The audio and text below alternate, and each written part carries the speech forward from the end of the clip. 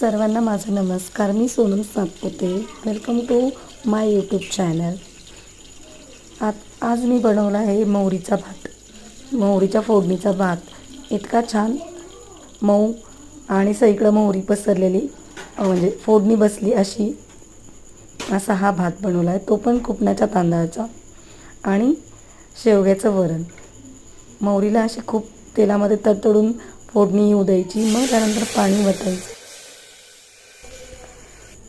तांदूळ असा धुवून घ्यायचा आणि चवीनुसार मीठ टाकून कुकरला 2 शिट्ट्या द्यायच्या.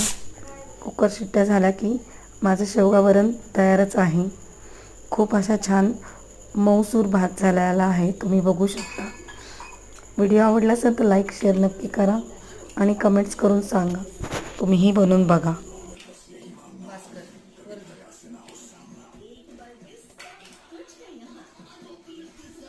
काय छान